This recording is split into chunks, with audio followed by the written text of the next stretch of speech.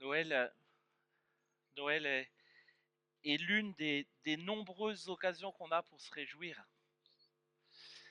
pour tenter d'oublier tout ce que a pu ternir peut-être cette année, tout ce que a peut-être assombri pour vous cette année, tout ce que vous avez peut-être vécu de difficile et de douloureux cette année. Noël est souvent une période où les belles lumières qu'il y a autour de nous dans les rues, les décorations dans les maisons, l'ambiance dans les magasins nous fait un petit peu oublier tout ce que nous avons pu vivre de douloureux durant l'année. On mange bien, on décore nos maisons, on se réjouit ensemble, on se témoigne notre amour et notre affection les uns les autres, on s'offre des cadeaux. Et c'est plutôt une bonne chose. Et rappelez-vous ce que je vais vous dire maintenant. Jeudi matin, le 26, dans le vendredi matin, le 26, quand vous allez vous lever, les problèmes que vous avez laissés avec vous juste avant Noël seront encore les mêmes. Et vous aurez peut-être eu le plus beau cadeau de Noël, celui que vous espériez tant les mois précédents. Je peux vous assurer que le 26 au matin, vos problèmes seront les mêmes. Et c'est ça qui est beau avec Noël, parce que, et c'est ce qu'on veut vivre ici dans cette rassemblée, c'est qu'à Noël, c'est ce qu'on veut communiquer, c'est ce qu'on a voulu communiquer hier à nos aînés dans cette maison de retraite.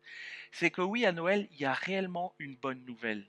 Et vous savez, cette bonne nouvelle, elle est bonne par son contenu, mais elle est bonne aussi parce qu'elle ne dure pas le temps d'une soirée. Elle ne change pas et elle reste la même toute notre vie. Je vous propose qu'on la découvre ensemble dans la Bible en lisant ce matin ensemble l'évangile de Luc, chapitre 2, les versets 1 à 20.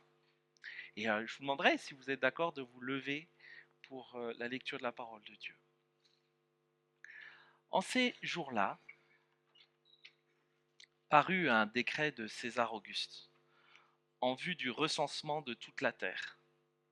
Ce premier recensement eut lieu pendant que Quirinius était gouverneur de Syrie. Tous allaient se faire recenser, chacun dans sa propre ville. Joseph aussi monta de la Galilée et de la ville de Nazareth pour se rendre en Judée, dans la ville de David, appelée Bethléem, parce qu'il était de la maison et de la famille de David, afin de se faire inscrire avec Marie, sa fiancée, qui était enceinte. Pendant qu'ils étaient là, le temps où Marie devait accoucher arriva, et elle enfanta son fils premier-né. Elle l'emmaillota et le coucha dans une crèche, parce qu'il n'y avait pas de place pour eux dans l'hôtellerie. Il y avait dans cette même contrée des bergers qui passaient dans les champs les veilles de la nuit pour garder leurs troupeaux. Un ange du Seigneur leur apparut et la gloire du Seigneur resplendit autour d'eux. Ils furent saisis d'une grande crainte. Mais l'ange leur dit : « Soyez sans crainte, car je vous annonce la bonne nouvelle d'une grande joie qui sera pour tout le peuple. Aujourd'hui, dans la ville de David, il vous est né un sauveur qui est le Christ le Seigneur. Et ceci sera pour vous un signe. Vous trouverez un nouveau-né emmailloté et couché dans une crèche. » Et soudain, il se joignit à l'ange une multitude de l'armée céleste qui louait Dieu et disait : « Gloire à Dieu dans les lieux très hauts, et paix sur la terre parmi les hommes qui l'agréent. » Lorsque les anges se furent éloignés d'eux vers le ciel, les bergers se dirent les uns aux autres : « Allons donc jusqu'à Bethléem et voyons ce qui est arrivé, ce que le Seigneur nous a fait connaître. » Ils y allèrent en hâte et trouvèrent Marie, Joseph et le nouveau-né dans la crèche. Après l'avoir vu, ils racontèrent ce qui leur avait été dit au sujet de ce petit enfant. Tous ceux qui les entendirent furent dans l'étonnement de ce que leur disaient les bergers. Marie conservait toutes ces choses et les repassait dans son cœur. Et les bergers s'en retournèrent en glorifiant et louant Dieu pour tout ce qu'ils avaient entendu et vu conformément à ce qui leur avait été dit. Fin de la lecture de la parole. Vous pouvez vous rasseoir. Noël, la paix nous est offerte. Il y avait dans cette même contrée des bergers qui passaient dans les champs. Et ils gardaient là leur troupeau, nous dit le texte. Et là, il y a un ange du Seigneur qui leur apparaît. Et la gloire du Seigneur resplendit autour d'eux. Ils furent saisis d'une grande crainte. Mais l'ange leur dit, soyez sans crainte. Je ne sais pas si vous imaginez un peu cette rencontre des bergers avec les anges, mais ça a dû être un événement assez incroyable et spectaculaire pour les bergers. Ah, vous êtes là en pleine nuit, les nuits ne sont pas aussi claires que ce que nous avons là à cette époque, hein, il n'y a pas de pollution lumineuse et la nuit est bien nuit. D'un coup, les anges qui apparaissent aux bergers. Et le texte nous dit que la gloire de Dieu resplendit autour d'eux. Ça doit être un spectacle incroyable. Et les bergers sont plutôt normaux dans leur réaction, parce que je pense que nous aurions été un peu pareils. La peur les envahit, la crainte, complètement légitime et compréhensible en voyant un peu ce qui se passe. D'ailleurs, lorsqu'on lit dans la Bible, vous savez, les récits où euh, certaines personnes ont été rencontrées par des anges ou même par Dieu lui-même, on comprend en lisant ces récits toute la peur et la crainte qui ont saisi ces personnes, qui ont vu ces anges ou qui ont vu Dieu. Et on ne pense pas forcément à la peur ou à la crainte lorsqu'on parle de Dieu. C'est vrai que souvent on chante Dieu est amour, et c'est vrai. Dieu est un tendre Père, et c'est vrai. Dieu est notre protecteur, c'est vrai. Mais alors pourquoi la peur et la crainte ici viennent saisir le cœur des bergers? Si Dieu est un Dieu, un tendre Père, un Dieu d'amour, un Dieu protecteur, pourquoi est-ce que les bergers sont saisis de crainte lorsque ce Dieu d'amour, ce Dieu protecteur arrive jusqu'à eux? Mais pour comprendre ça, il faut revenir aux premiers textes, ceux de la Genèse, où on comprend un peu pourquoi cette peur est arrivée dans nos cœurs. Au commencement, l'homme vivait une relation parfaite avec Dieu. La peur n'existait pas. Puis vous savez, l'homme et la femme ont voulu prendre leur indépendance vis-à-vis de Dieu, leur créateur. Ils ont désobéi à ce que Dieu leur avait dit, vous ne mangerez pas de ce fruit-là.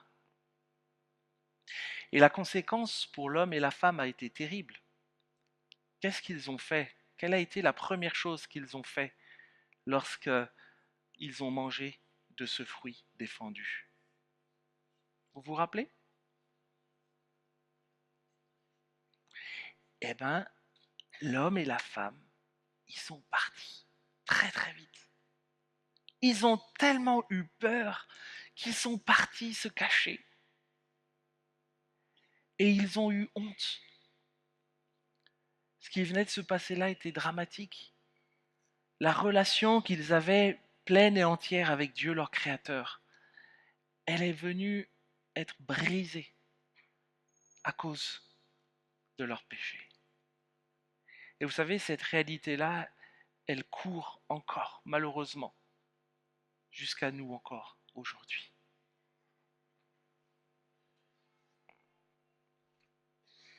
Encore aujourd'hui, on se débat dans nos cœurs pour chercher cette paix que Adam et Ève avaient initialement dans ce jardin, une communion parfaite avec Dieu, leur Créateur, leur Père.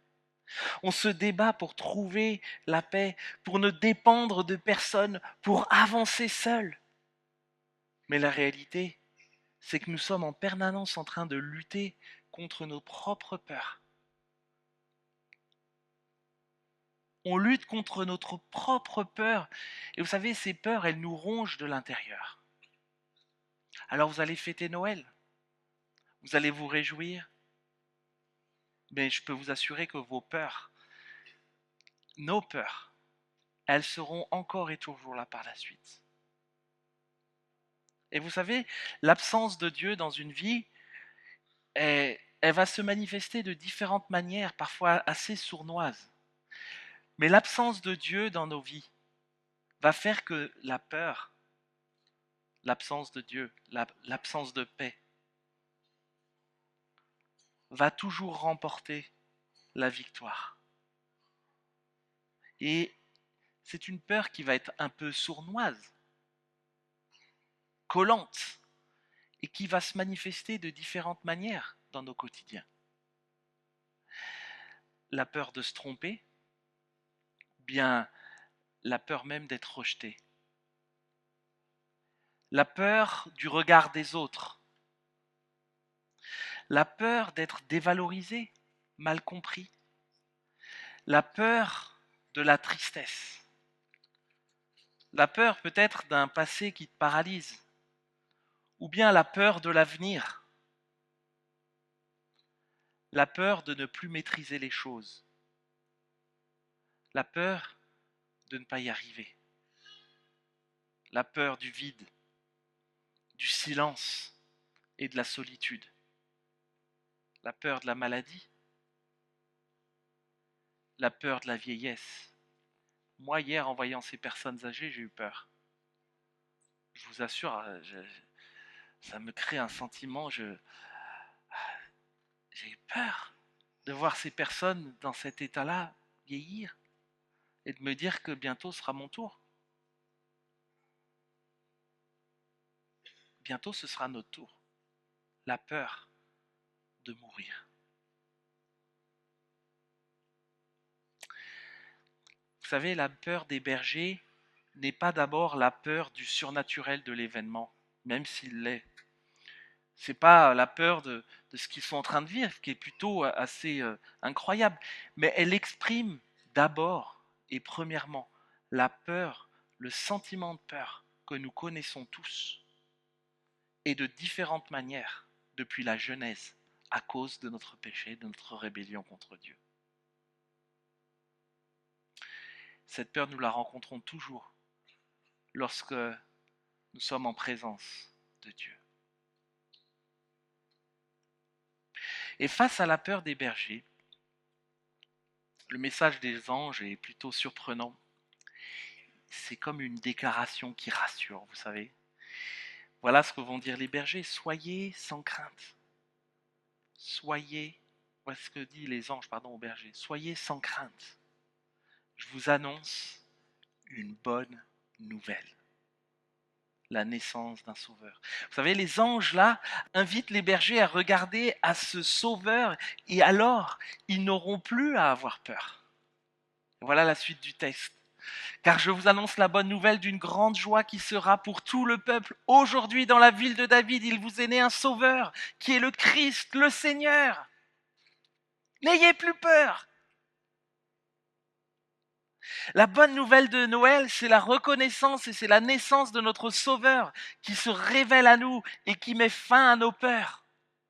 La peur qui est là au fond de nos âmes et qui, sans pouvoir forcément parfois la nommer ou la quantifier, nous ronge petit à petit, occupe et paralyse nos pensées, perturbe notre sommeil.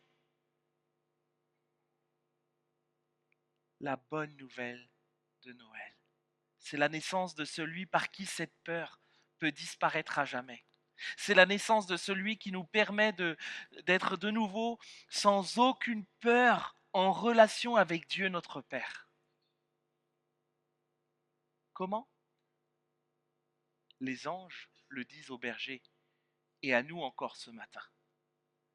Ne craignez point, mais regardez. Ne crains point, mais regarde. En prenant le temps de poser nos regards sur ce Sauveur, notre peur s'efface. Plus nous comprenons le sens et la profondeur de cette bonne nouvelle, plus la peur s'affaiblit dans nos vies, plus son influence diminue dans nos vies. Mais bien aimés, l'évangile de Jésus-Christ, c'est une bonne nouvelle. C'est la bonne nouvelle, celle que les anges annoncent aux bergers. Un sauveur vous est né qui est le Christ, le Seigneur. C'est la plus bonne nouvelle. Et pourquoi c'est une bonne nouvelle ? Parce qu'en décidant de se révéler à nous, ce sauveur me permet de retrouver la paix avec Dieu, notre Créateur. Vous vous rappelez ce que j'ai dit tout à l'heure, cette paix que nous avons perdue en Adam et Ève, là. Ce sauveur nous permet de retrouver cette paix avec Dieu, notre Créateur. Parce qu'en se révélant à nous, ce sauveur me permet, moi, Jérémie, rempli de péché, cœur endurci, de me retrouver devant Dieu sans avoir de honte, sans avoir de peur, parce que Dieu m'accueille. À Noël, un sauveur se révèle à nous. Ce sauveur devient lui-même l'acteur principal de l'histoire. Jésus, il est venu mourir pour que nous puissions vivre. Sa mort à la croix, pour nous, il y a 2000 ans, est une œuvre parfaite. C'est une œuvre parfaite d'amour, ça oui, on le sait, on le chante, on se le redit souvent, et c'est vrai. Mais c'est aussi une œuvre parfaite de justice, parce que nous méritions tous la mort, les amis, à cause de notre péché. Tous, amour et justice. Si je place ma confiance en Jésus, la paix, la bienveillance de Dieu et son pardon sont désormais accessibles. Il m'adopte comme son enfant. Il me libère de mes regrets, de ma honte et de mes peurs. C'est ça le centre de l'évangile. Partout, vous savez, les hommes tentent de monnayer un peu leur part de ciel. Et les choses que l'on entend souvent, c'est les bonnes œuvres. Ah, j'ai fait des bonnes œuvres, donc je mérite quand même quelque chose. Je ne suis pas si méchant que ça. Il y en a parfois qui vont même jusqu'à s'infliger des souffrances pour pouvoir prétendre mériter des choses. Hein. Mais à la croix, vous savez, Jésus proclame, tout est accompli. Tout. Il mesure, il meurt, il ressuscite et il rejoint le Père. Jésus, notre Sauveur, est dorénavant et pour tous les siècles le pont parfait, la paix parfaite entre Dieu et nous. À Noël, Jésus, notre Sauveur, se révèle à nous et devient l'acteur principal de notre réconciliation. Jésus est notre paix.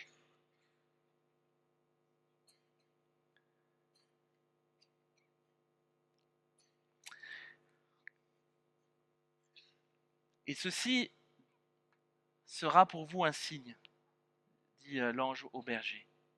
Vous trouverez un nouveau-né emmailloté et couché dans une crèche. Et soudain, il se joignit à l'ange une multitude de l'armée céleste qui louait Dieu et disait « Gloire à Dieu dans les lieux très hauts et paix sur la terre parmi les hommes qui l'agréent. » Paix sur la terre. Ouais, on entend souvent cette phrase lors des vœux de Noël et puis bientôt les vœux de Nouvel An. On souhaite, le hit des vœux du Nouvel An, c'est santé, etc. Ouais. Bon, ok. Soyez pas troublés si je vous en envoie pas, hein, je ne suis pas trop ma tasse de thé. Je préfère apporter une parole de bénédiction pour chacun de nous au quotidien que attendre le 31 décembre pour le faire. Paix sur la terre. Et c'est ce qu'on entend dans les traditionnels vœux de fin d'année. On se souhaite mutuellement la paix dans nos vies, dans nos familles, dans nos relations, dans ce que l'on entreprend. Vous l'avez peut-être déjà fait. Mais vous savez, vous et moi, on a été créés pour vivre en paix avec Dieu. On a été créés pour vivre en paix avec Dieu et on a été créés pour vivre en paix les uns avec les autres.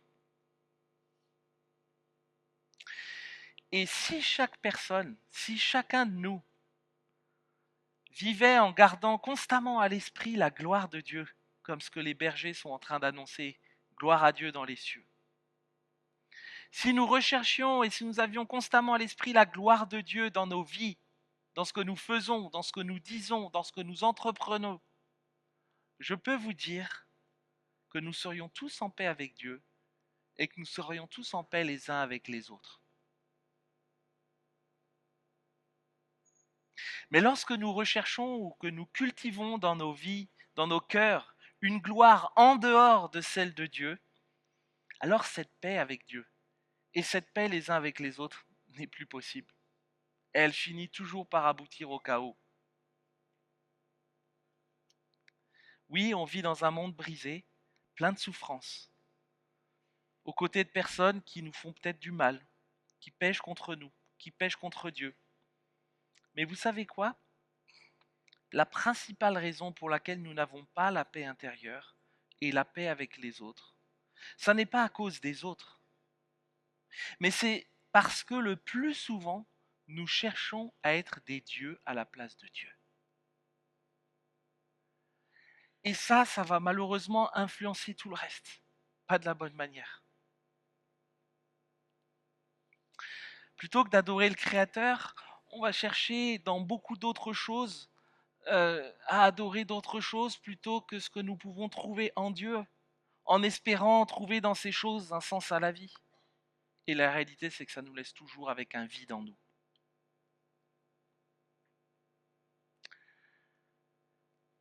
À Noël, on va s'offrir des cadeaux. Comme je l'ai dit tout à l'heure, on va manger ensemble. On va bien manger en général, on se fait plaisir. On va se réjouir.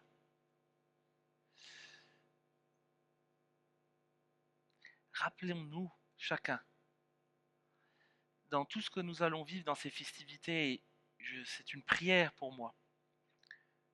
Rappelons-nous que dans tout ce que nous allons vivre les uns avec les autres, dans nos familles, dans nos différents échanges les uns avec les autres, à rechercher la gloire de Dieu, pour que nous puissions vivre et expérimenter cette paix, aussi que Dieu nous offre en Jésus-Christ. Parce que force est de constater que nous cherchons souvent, ou on espère souvent, l'homme espère souvent, la paix sans forcément connaître celui qui est le seul à pouvoir véritablement nous la donner, Jésus-Christ. Pour les plus anciens, dans sa chanson Paix sur la terre, Frédéric François nous dit que nous ferons renaître, nous les humains, nous ferons renaître l'espérance. Il manquait pas de culot quand ou alors soit il était aveugle, ou soit il vivait dans un autre monde, je sais pas. Mais il veut nous laisser croire dans cette chanson que finalement l'homme, c'est la solution pour apporter la paix sur la terre. Franchement, qui croit encore que l'homme est la solution pour apporter la paix sur la terre? Je serais curieux et je serais intéressé de discuter avec cette personne. Parce que vous allumez la télé, vous regardez les infos, vous regardez dans vos propres vies. Est-ce que l'homme est vraiment la solution pour apporter la paix sur la terre? Je ne pense pas. Paix sur la terre parmi les hommes qui l'agrée, nous dit le texte. Cette paix que Dieu nous donne en Jésus, ce n'est pas une paix en CDD, en durée déterminée, le temps d'un cadeau, d'un bon repas. Non, c'est la promesse d'une paix durable, profonde et importante que nous avons tous besoin, la paix avec Dieu. À Noël, Dieu révèle le Sauveur qui nous apporte la paix, un Sauveur qui rend possible la paix avec Dieu. Jésus est le médiateur entre Dieu, le Père, et entre nous. Il comble le fossé entre Dieu et nous. Il meurt sur une croix pour nos péchés, pour tout ce qui nous sépare de Dieu. Il nous apporte la paix. Et c'est ce que Paul, l'apôtre, nous dira dans son épître aux Romains. Étant donc justifiés par la foi, nous avons la paix avec Dieu. Vous vous rendez compte, la paix avec Dieu, notre Créateur. Mais bien aimés, sans Jésus-Christ, personne ne pourra goûter à la vraie paix. Sans Dieu, le monde ne pourra jamais vivre en paix. Une question se pose alors naturellement. Comment recevoir cette paix? Et je vous la pose aussi à vous, les enfants. Comment recevoir cette paix avec Dieu. Parce que ça, c'est le plus beau cadeau de Noël que vous pourriez recevoir. La première chose, c'est de reconnaître que personne ne peut prétendre, mériter ou acheter cette paix. Personne ne peut prétendre cela. Impossible. Peu importe qui tu es, peu importe ce que tu as fait, peu importe ton passé, peu importe les boulets que tu traînes encore dans ta vie, pour recevoir la paix de Dieu, j'ai besoin de m'appuyer entièrement sur l'œuvre de Jésus, mon Sauveur, et de revenir vers Dieu. Sans repentance, sans retour à Dieu, il n'y a pas de véritable paix. Et vous savez ce qu'ils ont fait, les bergers, quand ils ont entendu cette bonne nouvelle des anges? Qu'est-ce qu'ils ont fait, les bergers?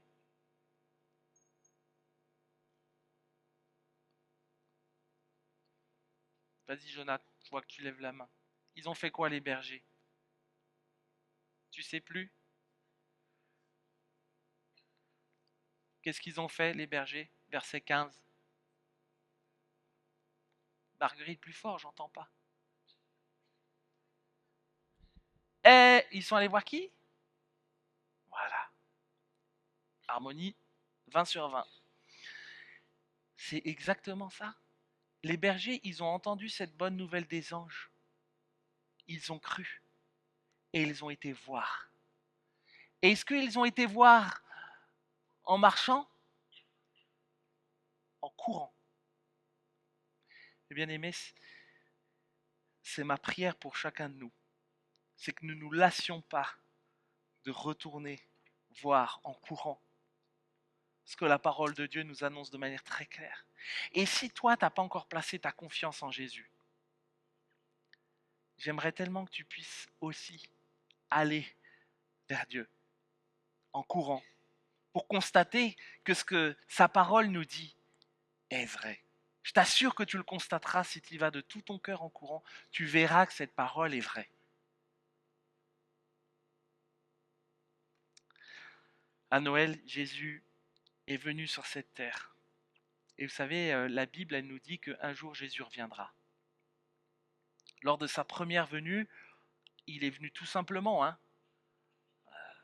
Il y en a qui l'attendaient avec une armée pour anéantir l'ennemi romain qui était là et dominait. Non, il est venu tellement simplement, dans l'humilité que les prophètes annonçaient dans Ésaïe par exemple. Il est né dans une crèche, une étable. Personne ne voulait de lui à l'autel parce qu'il n'y avait plus de place. Mais la seconde fois qu'il viendra, la Bible nous dit qu'il prendra le pouvoir et qu'il mettra un terme définitif au mal. Il mettra un terme définitif à la souffrance. Il mettra un terme définitif à la mort. La Bible nous dit aussi très clairement que nous passerons tous en jugement devant Dieu. Tous. Dieu est amour, rappelez-vous, mais il est juste aussi. Et nous passerons tous en jugement. Et là, il y a deux choix. Tous ceux qui ont reconnu leur faillite devant Dieu et qui ont saisi par la foi la paix avec Dieu, la paix que Dieu nous offre en Jésus, alors cette paix sera à ce moment-là totale, définitive, lorsque nous paraîtrons pour l'éternité avec Dieu.